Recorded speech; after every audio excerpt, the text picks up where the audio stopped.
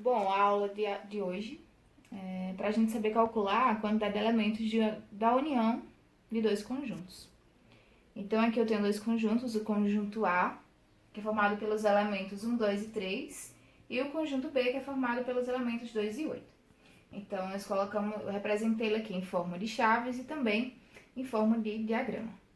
Como a gente pode perceber, o número 2, ele está em ambos conjuntos. Então, fizemos no diagrama a interseção deles, tá? Então, por isso eu desenhei esses dois conjuntos entrelaçados, digamos assim.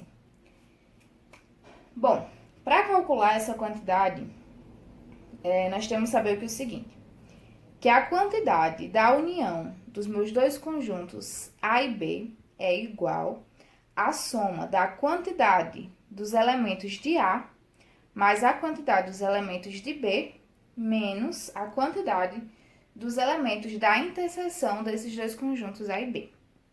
Então, vamos responder esse exemplo para que a gente possa entender melhor. Qual é a união de A e B? Então, a união de B, basta nós reunirmos todos os elementos dos dois conjuntos. Então, é o 1, o 2, o 3 e o 8. O 2, como tem em ambos, a gente só coloca apenas uma vez. Agora, a interseção de A e B. A interseção de A e B, como eu já falei, é o que há nos dois, que é o 2. É o único elemento que há nos dois conjuntos. Agora, quantos elementos tem em A? Nós temos 1, 2, 3 elementos. Quantos elementos nós temos em B? Nós temos 2 elementos, que é o 2 e o 8. Quantos elementos nós temos a união desses dois conjuntos? 1, 2, 3 e 4. 4 elementos. Quantos elementos nós temos a interseção desses dois conjuntos? Apenas um. Pronto. Aí agora, com esses dados, a gente pode substituir, digamos, nessa pequena fórmula, tá? Então, quantidade de elementos de A unido com B é igual a... Quantos elementos nós temos em A? 3. Certo? Quantos elementos nós temos em B? Em B nós temos 2 e na interseção temos 1. Quantos elementos temos na união? 4. Então, 4 é igual a 3 mais 2, 5. 5 menos 1, 4. Então, podemos mostrar que essa fórmula é válida.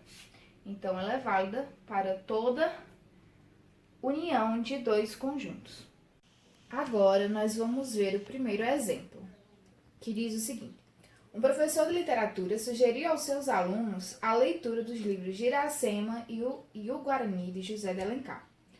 O professor percebeu que 24 alunos leram Iracema e 18 leram o Guarani, e 13 leram os dois livros.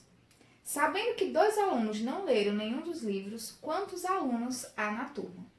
Bom, para a gente resolver esse problema, para ficar melhor no entendimento, nós devemos desenhar um diagrama, certo?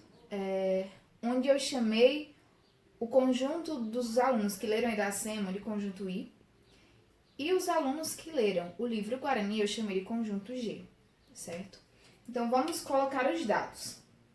Então, ele diz que 24 alunos leram Iracema. Então, eu vou colocar aqui 24 em Iracema. 13 leram os dois. Então, 13 é um valor em comum. Então, eu vou colocar aqui. É onde eles se entrelaçam. É onde eles se conectam. É onde Iracema e o Guarani se conectam. São 13 alunos que leram os dois. E 18 leram o Guarani. 18. E ainda que 2 alunos não leram nenhum livro. Então, esses 2 alunos eu vou deixar de fora dos meus conjuntos, certo? Então, o primeiro passo é o seguinte. Se 13 está em comum, está tanto como os alunos são os alunos que leram Iracema como Guarani, então nós precisamos tirar esse valor dos que apenas leram Iracema e dos que apenas leram o Guarani. Então, nós temos que fazer 24 menos 13. E nós temos que fazer 18 menos 13, certo? Então, quanto é 24 menos 13? É 11. E quanto é 18 menos 13? É 5, certo? Então, agora sim, nós podemos somar e descobrir quantos alunos temos na turma, certo? Então, nós temos que pegar os 11 alunos que leram apenas Iracema, mais os 5 que leram apenas o Guarani, mais os 13 que leram os dois, e não podemos esquecer dos 2 alunos que não leram nenhum livro. Então, vamos fazer 11 mais 13 mais 5 mais 2. Então, 11 mais 13 mais 5 mais 2 é igual a 31. Então, nessa turma há 31 alunos.